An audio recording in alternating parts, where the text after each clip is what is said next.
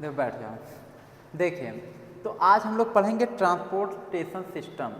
Transportation system का मतलब होता है परिवहन व्यवस्था, ठीक ना। तो आज हम लोग पढ़ेंगे ट्रांसपोर्टेशन सिस्टम।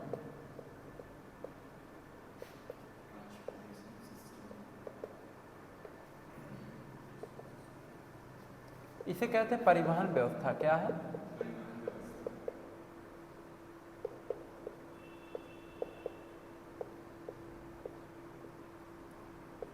कल कह रहे थे वो लोग, कहें कि अब से वो कह रहे थे जो टिकेगा नहीं खिलाएंगे उसको इस टाइप से। देखिए परिवहन व्यवस्था, समझ गए। ट्रांसपोर्टेशन सिस्टम आज हम लोग पढ़ेंगे, ठीक। अब देखिए भारत में सबसे पहले ट्रेन कब चली थी ये सब बताएंगे इसमें, ठीक ना। देखिए 1853 की बात है, 1853, 1853, ठीक। देखिए 1853 में भारत में सबसे पहली ट्रेन चली थी। सबसे पहली ट्रेन भारत में कब चली थी? 1853 से जो ट्रेन चली थी भारत में, 1853 में भारत में सबसे पहली ट्रेन चली थी। और ये कहाँ से कहाँ तक चली थी? तो मुंबई से थाने के बीच में चली थी। ये क्वेश्चन हम लोग खूब याद करते थे। छोटे छोटे मतलब जैसे 10 रुपये 15 रुपये का एक छोटा सा जीके जीएस का बुक आता था, छोटा इतना बड़ा रहता था जीके जीएस का बुक, तो इतने चौकोर आकृति में रहता था। तो उसमें खूब ये लिखा रहता था कि भारत में सबसे पहली ट्रेन कब चली? 1853 में मुंबई से थाने के बीच में चली। बहुत रहते थे हम लोग, मुंबई से थाने के बीच में चली थी।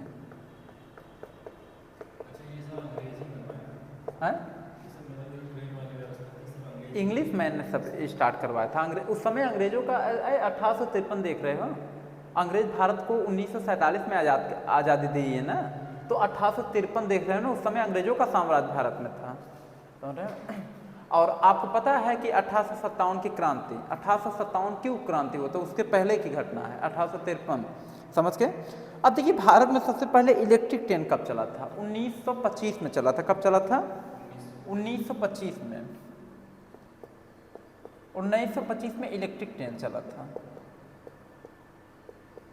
इलेक्ट्रिक कहाँ से कहाँ के बीच चला था? तो मुंबई से कुर्ला के बीच चला था। मुंबई से कुर्ला के बीच। यह भी देखिए अंग्रेजों के ही समय चला था 1925 में। 1947 में भारत आज़ाद हुआ तो 1925 में भी चला, ठीक। उसके बाद भारत में सबसे पहले मेट्रो कब चला था? मेट्रो कोलकाता में चला था 1984 में, ध्यान देना। 1984 में कहाँ कब चला था? Metro train. मेट्रो ट्रेन कहाँ चला था? कोलकाता में। सबसे पहले मेट्रो ट्रेन चला था 1984 में, मतलब भारत की आज़ादी के बाद ही चला था मेट्रो ट्रेन, ठीक। अब देखिए इसमें हम लोग कुछ देखते हैं, पैसेंजर ट्रेन है, कुछ गुड्स ट्रेन है, उन सबको धीरे धीरे देखते हुए चलते हैं, ठीक ना। तो इसमें है, हम लिखा देते हैं। जैसे पैसेंजर ट्रेन क्या किसे कहते हैं? जैसे राजधानी हो गया, शताब्दी एक्सप्रेस हो गया, ठीक, दुरंतो हो गया, ये सब ट्रेन का नाम है। वंदे भारत हो गया, ठीक ना, तेजस हो गया, ये सब पैसेंजर ट्रेन है, मतलब यात्रियों को ढोने वाली ट्रेन है। समझ गए कि नहीं? तो ये पैसेंजर ट्रेन कुछ है, देखिए हम लिखा देते हैं। पैसेंजर ट्रेन, पैसेंजर ट्रेन में आता है जैसे राजधानी, ये कहाँ पे चलता है? तो ये सिटी दिल्ली में। उसके बाद दूसरा ट्रेन का नाम है शताब्दी। क्या नाम है? शताब्दी एक्सप्रेस वगैरह, इस टाइप से नाम इसका है। उसके बाद तीसरे नंबर पे आता है दुरंतो। चौथे नंबर पे एक आता है वंदे भारत। क्या है? वंदे भारत। उसके बाद है फिर तेजस। क्या है? तेजस। समझ गए? ये सब ट्रेन का नाम है, ठीक। उसके बाद देखिए अब हम आपको बताएंगे जैसे ट्रेन में क्या होता है। ट्रेन की जो पटरी होती है, दो पटरियों के बीच कितनी गैपिंग वगैरह होता है वो सब बताएंगे। 1000 mm होता है, ये सब बताएंगे, ठीक। तो ये समझ में आ रहा है कि नहीं? देख लीजिए एक बार। ये क्वेश्चन, ये तीनों क्वेश्चनों जो बताए बहुत इंपॉर्टेंट है, ये हर जगह आता है पेपर में। हाँ ये सब पूछता भी है ज़्यादातर। इलेक्ट्रिक ट्रेन और सबसे पहली वाली ट्रेन भारत की आज़ादी पहले चला था उसके बाद भारत की आज़ादी के बाद चला मेट्रो ट्रेन, जब भारत आज़ाद हुआ 1984 में। अब देखिए इसमें दिया है, जैसे आपका जो है दो पटरियों के बीच का डिस्टेंस कितना होता है, दो पटरियों के बीच का डिस्टेंस कितना होता है। देखिए जैसे ये दो पटरी हैं, तो दो पटरी, रेलवे की जो दो पटरियां ऐसे बनाई जाती है जिस पर रेल चलती है, इन दो पटरियों के बीच का डिस्टेंस कितना होता है, 1000 mm होता है। कितना होता है, ये पहले होता था, पहले 1000 mm होता था, बाद में इस डिस्टेंस को बढ़ा दिया गया। बाद में क्या किया गया, इस डिस्टेंस को बढ़ा दिया गया थोड़ा सा, ये डिस्टेंस बढ़ा करके कितना कर दिया गया, 1.676 मीटर के आसपास। इसमें भी दिया है 1.676 मीटर कर दिया गया। देखो ये यम है, ये मिलीमीटर है, मीटर है तो मिलीमीटर से बड़ा मीटर होता है, समझ में आ रहा है। तो बाद में इस डिस्टेंस को, मतलब दो पटरियों के बीच के, रेल के दो पटरियों के बीच के डिस्टेंस को बढ़ा दिया गया। ये देखिए कम डिस्टेंस वाला था, बाद में इसको इंक्रीज किया गया, समझ गए कि नहीं, बढ़ा दिया गया, ठीक ना। उसके बाद देखिए इसमें एक चीज़ का आपको ध्यान रखना चाहिए, मीटर गेज में अगर देखा जाए, देखिए इसका जो मिनिमम गेज होता है, मिनिमम गेज 1000 mm होता है, इसे बढ़ाकर इसका जो ब्रॉड गेज होता है, जो सबसे चौड़ा गेज होता है रेल की पटरियों को, 1.67 मीटर होता है, ठीक ना।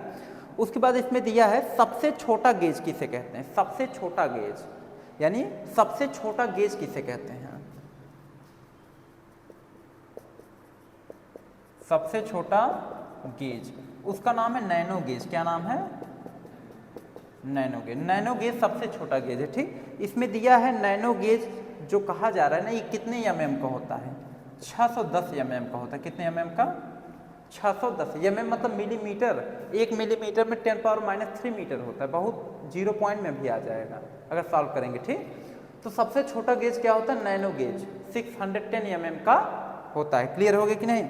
अब देखिए इसमें एक चीज जानते रहे, देखिए भारत का सबसे खर्चीला रेल मार्ग कौन सा है, पता है, सबसे खर्चीला, कोंकण रेल मार्ग। कौन सा रेल मार्ग, भारत का सबसे खर्चीला रेल मार्ग,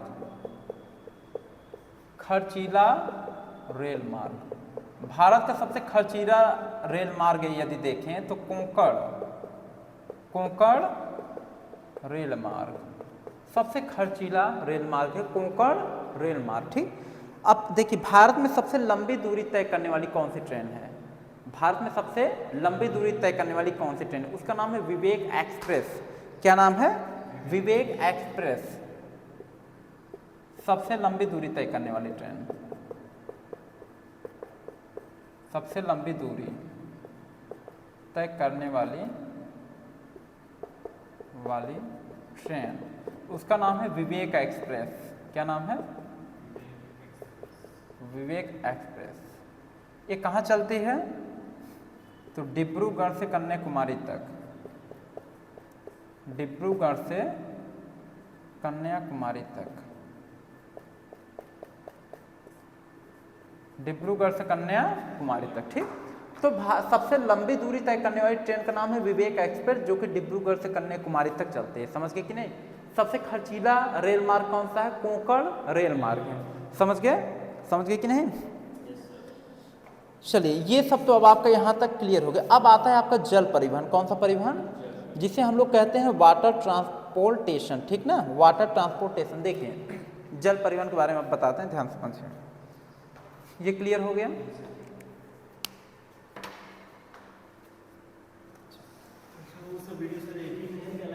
अलग अलग है, तो हर टॉपिक का अलग अलग वीडियो है। कल अगर इतना ना कंप्लीट कराते ना तो खत्म ही, आज कंप्लीट ही ना हो पाता, चांस ही नहीं था, क्योंकि मुझे पता था, समझ रहे हैं ना। बता रहे हैं कि दोपहर के समय में हम पढ़ रहे थे अपना सिलेबस, मुझे नींद आ रहा था। तो जब मुझे जैसे पढ़ते समय नींद आना कंपलसरी, वो कब आता है पता है, जैसे जब पढ़ते पढ़ते हल्का सा उबने लगते हैं तो नींद उद आता है, समझ गए। तो हल्का सा मुझे उबन महसूस हुआ तो नींद आने लगा। तो फिर उसके बाद हम क्या किए, मोबाइल में जो है 1-2 ठो गाना देखना स्टार्ट किए, या रील 1-2 ठो देख लिए। उसके बाद क्या हुआ पता है, जैसे जब रील उल आप हल्का देखते हैं ना तो तब नींद नहीं आएगा। वो रीज़न है क्योंकि आपके अंदर कुछ ऐसे चीज़ होते हैं जो एक्टिव हो जाते हैं, तब तो नींदें नहीं आएगा तब। तो जब हम उसको देखना स्टार्ट किए ना, नींद 2 मिनट गायब, समझ गए। उसके बाद फिर जब नींद, हम जान करके काम किए, नींद गायब हो गया, फिर मोबाइल फिर बंद कर दिए, बंद करके फिर उसके बाद फिर पढ़ने वाला अपना स्टार्ट कर दिए, पढ़ने लगे और पढ़ करके अपना कंप्लीट किए, फिर उसके बाद तब आए 2 वीडियो बनाए यहीं पे आकर के, और सो गए होते तब ना बन पाता, समझे। 1-1.5 घंटा अगर सो गए होते तब बन ना पाता, क्लियर था, क्योंकि रीजन भी था उसके पीछे ना। हाँ, सोते हैं, बहुत कम सोते हैं, जैसे बहुत अगर थके हैं तो अलग बात है, नहीं तो नहीं सोते हैं। वैसे स्कूल में रहते हैं तो दोपहर में चांस कहाँ लगता है सोने के लिए, समझ रहे हैं। और कहाँ समझिए हम सो पाएंगे, जैसे स्कूल से, जैसे सुबह यहाँ फिर स्कूल से फिर वहाँ कोचिंग कि नहीं, तो कहाँ चांस है कहाँ है कि आप दोपहर में सो ही नहीं सकते हैं। देखिए अगला इसमें है जल परिवहन, वाटर ट्रांसपोर्टेशन। वाटर ट्रांसपोर्टेशन, जल परिवहन। देखिए जो जल परिवहन वाटर ट्रांसपोर्टेशन है व्यवस्था है, देखिए क्या होता है, सबसे सस्ता, जैसे सबसे सस्ता अगर व्यापार होता है तो ये जल के यानी समुद्री रास्ते से ही होता है। क्योंकि देखिए इसमें क्या है कि देश का यानी अपने भारत का 90 से 95% व्यापार समुद्री मार्ग से होता है, यानी जल के थ्रू से होता है, पानी पर, मतलब नाव के द्वारा, बड़ी बड़ी नाव होती है, उस पर जहाज होती है नाव के जैसी, उसी के माध्यम से समुद्री रास्ते से देश का 90 से 95% व्यापार किया जाता है, समझ के। और सबसे सस्ता व्यापार होता है यही जल मार्ग द्वारा, जान लीजिए 90 से 95% व्यापार, आप थिंकिंग कर सकते हो कि नहीं, तो कितना सस्ता होता तभी तो होता है व्यापार। और भारत के लिए नहीं, हर कंट्रियों के लिए लगभग सस्ता होता है समुद्री मार्ग से व्यापार, समझ गए कि नहीं। तो यहाँ पे क्या होता है, जल परिवहन को ध्यान में रखते हुए हमारा जो यानी हमारे भारत में 13 बड़े बंदरगाह बनाए गए हैं और 250 छोटे बंदरगाह बनाए गए हैं। 13 बड़े बड़े बंदरगाह बनाए गए हैं और 250 छोटे बंदरगाह बनाए गए हैं। अच्छा, जो 13 ये बंदरगाह क्या होता है पता है? बंदरगाह का मतलब होता है जैसे समुद्री रास्ते से जब कोई, जैसे विदेश से कोई भी सामान अपने भारत में जब आयात किया जाता है तो वो समुद्री मार्ग से आता है, तो समुद्री तट के किनारे बड़े बड़े बंदरगाह बनाए जाते हैं, समझ गए कि नहीं। तो उस बंदरगाह में क्या होता है, माल को ढो करके ला करके वहाँ पे मतलब कलेक्ट करके संचित करके रख दिया जाता है सुरक्षित, समझ गए कि नहीं। फिर वहाँ से अपने कंट्री में सप्लाई होना हर तरफ शुरू हो जाता है, समझ गए, यही तरीका है। तो उसी प्लेस को कहा जाता है बंदरगाह। क्या कहा जाता है? इंग्लिश में पोर्ट कहते हैं। क्या कहते हैं? पोर्ट, PORT, पोर्ट मीन्स क्या होता है? बंदरगाह होता है, ठीक। अब देखिए यहाँ पे अब आपको दिया है आपके कुल कितने वाटरवेज बनाए गए हैं, मतलब कितने वाटरवेज बनाए गए हैं, मतलब समुद्री मार्ग कुल कितने बनाए गए हैं अभी तक। आपके कुल 6 समुद्री मार्ग बनाए गए हैं। कुल कितने समुद्री मार्ग बनाए गए हैं? 6 समुद्री मार्ग बनाए गए, ठीक। 6 में से हम आपको कम से कम 3-4 समुद्री मार्ग का नाम बता देते हैं, ठीक ना। एक होता है, इसमें ध्यान देना, एक होता है NW, देख लीजिए NW का फुल फॉर्म समझ लीजिएगा थोड़ा सा। NW का फुल फॉर्म होता है नेशनल वे। क्या होता है? नेशनल वाटर वे होता है। क्या होता है? National water way. इसका मतलब होता है राष्ट्रीय जल मार्ग, राष्ट्रीय जल मार्ग, समझ गए कि नहीं। तो कितने राष्ट्रीय जल मार्ग बनाए हैं? टोटल अगर देखा जाए आपके 6 राष्ट्रीय जल मार्ग बनाए गए। टोटल कितने राष्ट्रीय जल मार्ग बनाए गए हैं? 6 वाटरवेज बनाए गए हैं, ठीक ना। 6 में कुछ का नाम अब हम लोग देख लेते हैं, ठीक। जैसे इसमें पहला है जो है NW फर्स्ट, इसका मतलब होता है नेशनल वाटरवेज फर्स्ट। ये क्या है? तो ये कहाँ से कहाँ तक बनाया गया है? प्रयागराज से हल्दिया तक। कहाँ से? ये पूछता भी ये क्वेश्चन, ध्यान देना, एक आध क्वेश्चन तो आता ही आता है कहीं ना कहीं से। प्रयागराज से हल्दिया तक। अच्छा, ये सब जो देख रहे हो हल्दिया वगैरह ना, ये सब नाम है। प्रयागराज से हल्दिया तक कौन सा वाटरवेज बनाया गया? National waterways first. Second number पे है आपका नेशनल वाटरवेज 2। ये जो है आपका सादिया से धुबरी तक, सादिया से धुबरी तक। फिर तीसरे नंबर पे है आपका नेशनल वाटरवे थर्ड। ये है आपका कोट्टापुरम से कोल्लम तक, कोट्टापुरम से कोल्लम तक, ठीक ना। उसके बाद चौथे नंबर पे है आता है आपका काकीनाडा से पुदुचेरी तक, काकीनाडा से, एक मिनट, चौथा वाटरवेज है ये, नेशनल वाटरवेज 4। ये है आपका काकीनाडा से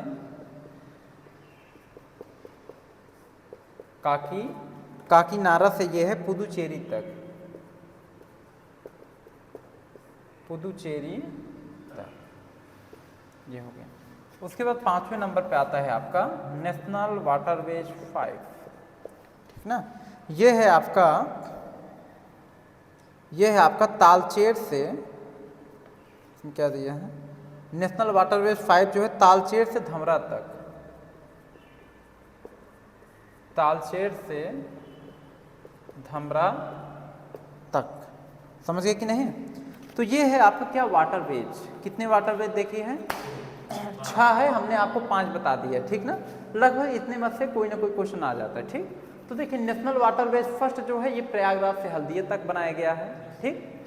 नेशनल वाटरवेज 2 जो है सादिया से धुबरी तक, 3 कोट्टापुरम से कोल्लम तक, 4 काकीनाडा से पुदुचेरी तक, नेशनल वाटरवेज 5 तालचेर से धमरा तक, ये धमरा तक है, ध्यान देना, धमरा तक, क्लियर, ये हो गया, ठीक। ये वाटरवेज था।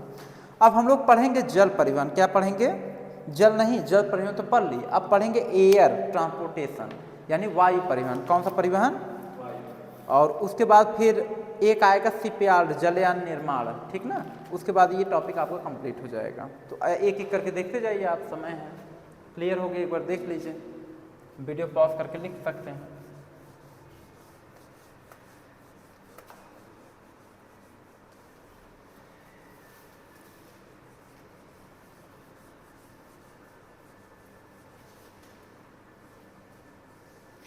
एयर ट्रांसपोर्टेशन,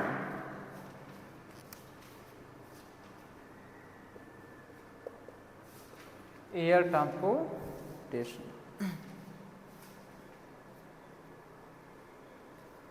देखें, सुनिए, वायु परिवहन क्या है, एयर ट्रांसपोर्टेशन, ध्यान सुनिए, देखिए भारत में वायु परिवहन के जनक, ध्यान देना, भारत में एयर यानी वायु परिवहन के जो जनक माने जाते हैं उनका नाम है JRD टाटा, JRD टाटा, ये भारत में वायु परिवहन के जनक माने जाते हैं, ठीक ना। आपको बता दें JRD टाटा जो वायु परिवहन के जनक माने जाते हैं, ये अपने समय में खुद ही एक पायलट थे, ये क्या थे, एक पायलट थे, पायलट ये थे, ठीक। इन्होंने ही भारत में एयर इंडिया की शुरुआत किया था, इन्होंने भारत में किसकी शुरुआत किया था, एयर इंडिया की शुरुआत जो है JRD टाटा ही भारत में सबसे पहले किए थे, ठीक। बाद में एयर इंडिया को सरकार ने खरीद लिया, बाद में एयर इंडिया को किसने खरीद लिया था, गवर्नमेंट ने खरीद लिया था। उसके बाद जो है और कुछ समय बाद जो है किसी कारणवश जो अपनी, जब गवर्नमेंट ने JRD टाटा से एयर इंडिया को खरीद लिया तो गवर्नमेंट किसी कारणवश जो है इसी एयर इंडिया को जो है टाटा कंपनी को बेच दिया था। किसको बेच दिया था, टाटा कंपनी को बेच दिया था, ठीक। मतलब भारत में एयर इंडिया के जनक किसे कहते हैं, ये सब जानते हैं, JRD टाटा। भारत में एयर इंडिया ये दिया ना, भारत में वायु परिवहन, एयर ट्रांसपोर्टेशन,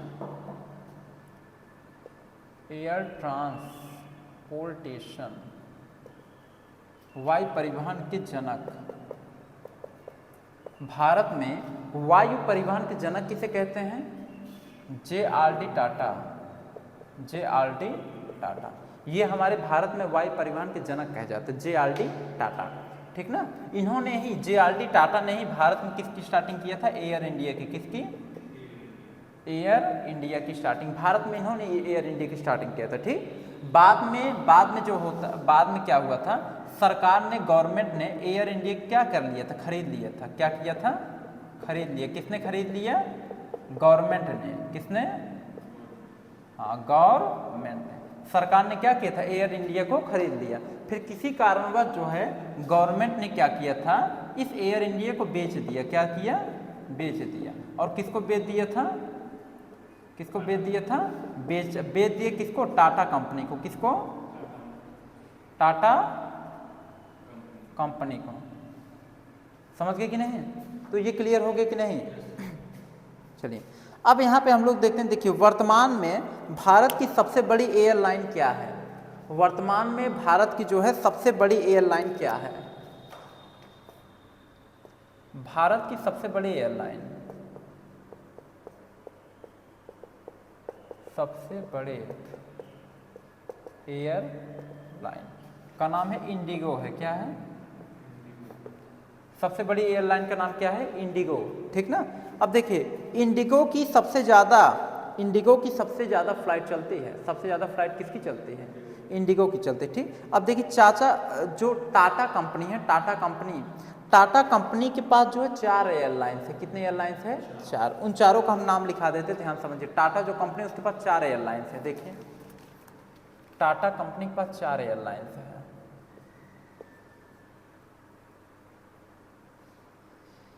के पास 4 एयरलाइंस।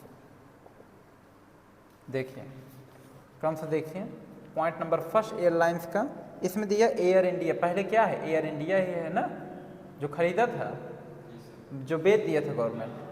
सेकंड नंबर पे आता है आपका Air India Express, Air India Express. Point number C है एयर एशिया है, Air Asia. Point number D है आपका विस्टेरा है। क्या है, विस्टेरा, VISTARA, विस्टेरा। समझ गए ना। सबसे बड़ी एयरलाइन समूह क्या है पता है, टाटा समूह। कौन सा समूह है, सबसे बड़ी एयरलाइन समूह देखा जाए तो टाटा समूह है। सबसे बड़ी एयरलाइंस समूह क्या है, टाटा समूह, टाटा ग्रुप है, ठीक ना। ये हो गया अब आपका। अरे टाटा बहुत फेमस है आपका। अब देखिए यहाँ पे क्या है समझिए, कुछ एयरपोर्ट हैं और उसका नाम है, कुछ एयरपोर्ट हैं और उस एयरपोर्ट का क्या है, नाम है। तो हम इस एयरपोर्ट को लिखाएंगे नहीं, हम ऐसे बोल दे रहे हैं, अपना लिख सकते हैं, ठीक ना। क्रम से आप देख लीजिए, एक बार इसको देख लीजिए अच्छे से। हाँ हम बोल दे रहे हैं, जैसे जिनको लिखना भी होगा ऑनलाइन अपना लिख सकते हैं, जो देखते हैं। देखिए जैसे आप ऐसे लिखेंगे, लिखने का तरीका बता दें कैसे लिखेंगे आप।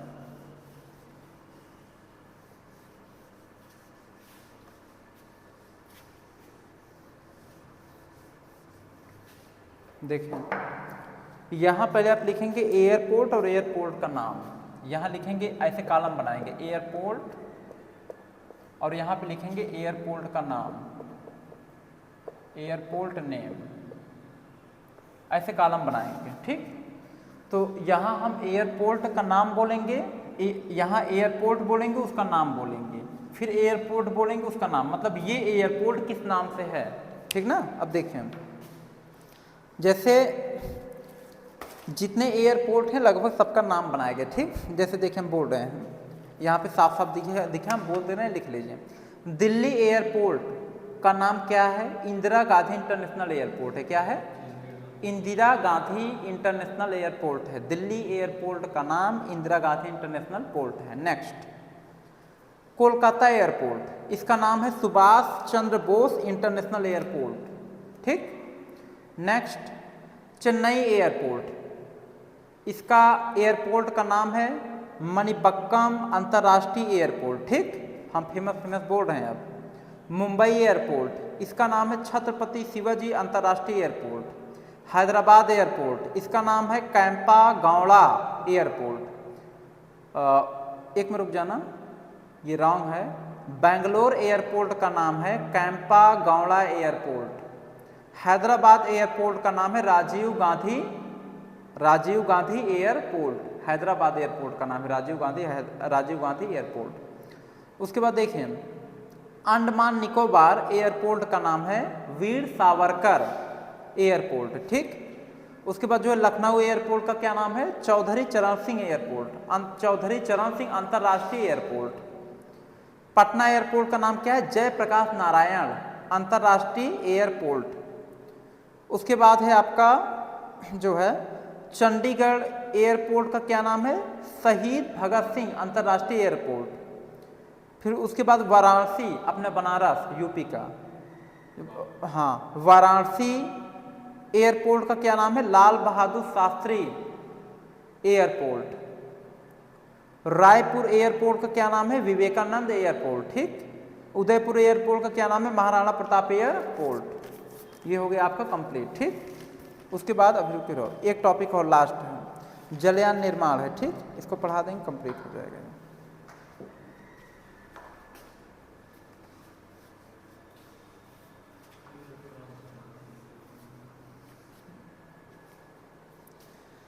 शिपयार्ड जिसे कहा जाता है, क्या कहा जाता है?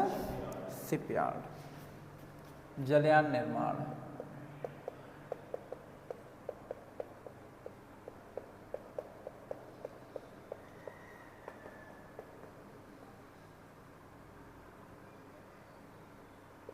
देखो जलयान मतलब, जलयान का मतलब समझ ही पा रहे हो, जल पे चलने वाला यान, उसका निर्माण क्या किया गया। ठीक। तो देखिए जलयान निर्माण को शिपयार्ड कहा जाता है। क्या कहा जाता है? शिपयार्ड। 1941 में जलयान निर्माण के लिए सिंधिया स्टीम नेविगेशन कंपनी को खोला गया। देखिए जलयान निर्माण के लिए किस कंपनी को खोला गया था? सिंधिया स्टीम नेविगेशन कंपनी को खोला गया था। कब खोला गया? 1941 में। देख लीजिए, जलयान निर्माण के लिए 1941 में सिंधिया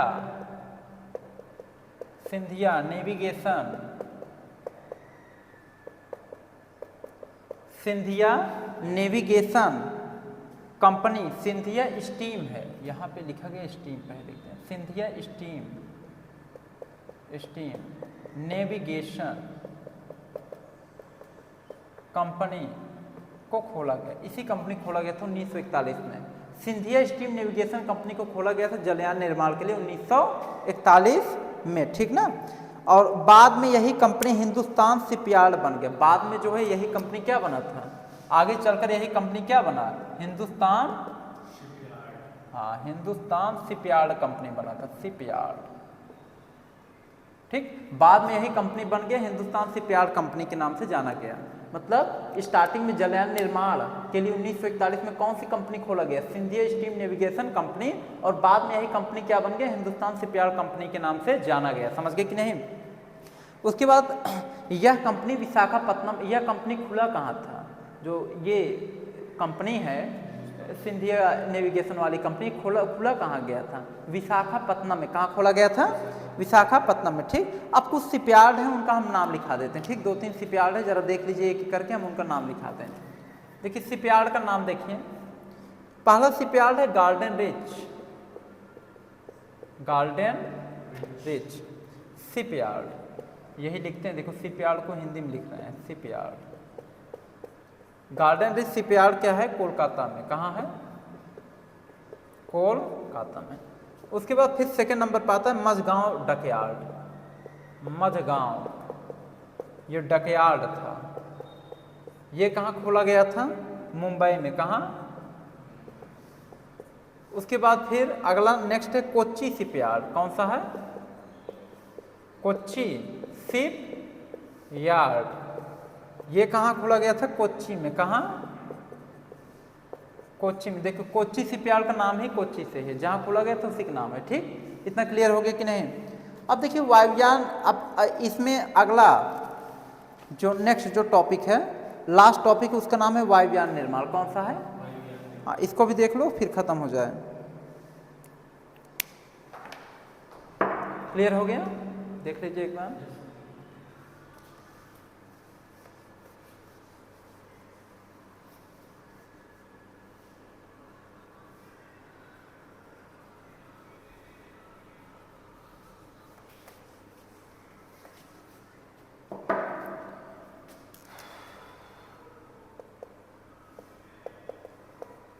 देखिए वायुयान निर्माण, ध्यान देखें, जो वायुयान निर्माण को एयरक्राफ्ट कहा जाता है। क्या कहा जाता है?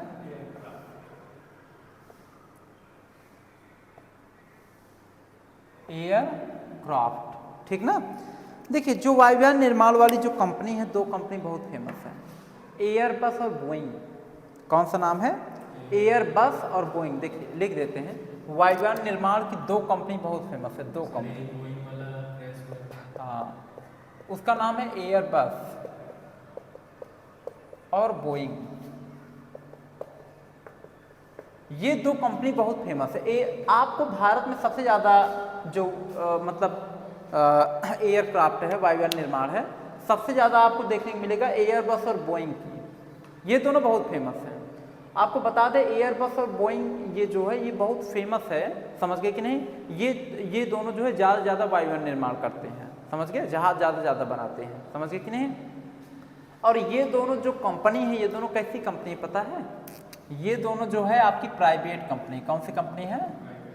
ये दोनों आपकी प्राइवेट कंपनी, गवर्नमेंटेड नहीं है। समझ में आ रहा है कि? हाँ हाँ, बोइंग बनाया था ना। देखो तो ये दोनों आपकी प्राइवेट कंपनी है, ठीक। उसके बाद देखिए सबसे अच्छा जहाज का इंजन बनाने वाली कंपनी का क्या नाम है? सबसे अच्छा जहाज का इंजन बनाने वाली कंपनी, जहाज का इंजन। देखिए सबसे अच्छा जहाज का इंजन बनाने वाली कंपनी का नाम है रॉल्स रॉय। क्या नाम है? रॉल्स रॉय। सबसे अच्छा जहाज की कंपनी बनाने वाली कौन सी कंपनी है? रॉल्स रॉय, ये नाम है कंपनी का, ठीक ना। ये भी प्राइवेट कंपनी। कौन सी कंपनी है? प्राइवेट। और ये लोग जॉब बहुत ज़्यादा देते हैं, जॉब बहुत देते हैं, जान लो। देखो 1940 में हिंदुस्तान एरोनॉटिक्स लिमिटेड की स्थापना किया गया बंगलोर में। ध्यान समझिएगा, 1940 में HAL की स्थापना कहाँ किया गया? बंगलौर में। देखिए इसको समझिए, ये क्या है? Hindustan aeronautics limited. Hindustan aeronautics limited की स्थापना 1940 में कहाँ किया गया था? बंगलौर में, ठीक। अब देखिए इसमें कौन कौन सा, जैसे इसमें बनता क्या था? जैसे इसमें ध्रुव हेलीकॉप्टर, रुद्र हेलीकॉप्टर, इन सब हेलीकॉप्टर के यहाँ पर निर्माण किया गया था, समझ गए कि नहीं? उसके बाद फिर आपका अगला आता है 1988 में HMAT यानी हैवी मशीन एरोनॉटिक्स टूल की स्थापना रांची में किया गया, ठीक ना। इसमें JCB क्रेन ये सब बनाया जाता है, JCB बनाया जाता है, क्रेन बड़ी बड़ी बनाई जाती है, ठीक। और उसके बाद जो है 1953 में हिंदुस्तान मशीन टूल्स की स्थापना बंगलोर में किया गया। हिंदुस्तान मशीन टूल्स 1953 में हिंदुस्तान मशीन टूल्स की स्थापना कहाँ किया गया? बंगलोर में। देखिए 1953 में हिंदुस्तान मशीन टूल्स की स्थापना बेंगलोर में किया गया था, समझ गए कि नहीं? उसके बाद जो है अब देखिए इसमें कुछ दवाई की कंपनी है। दवाई की कंपनी कहा मतलब जैसे दवा बनाने वाली कौन सी कंपनी है जो फेमस है? जैसे एक है सिप्ला कंपनी, ये दवा बनाती है। उसके बाद है AstraZeneca company, Cipla company, AstraZeneca company, Zydus Cadila company, मतलब जाइडस कैडिला, सिप्ला, एस्ट्राजेनिका, ये तीन कंपनी ऐसी हैं जो फेमस है दवाई निर्माण के लिए, जो मेडिसिन बनाने में बहुत फेमस हैं, समझ गए? अब आपका जो टॉपिक है इसके आगे का वीडियो अब आपका नेक्स्ट डे चलेगा। आज के लिए इतना ही।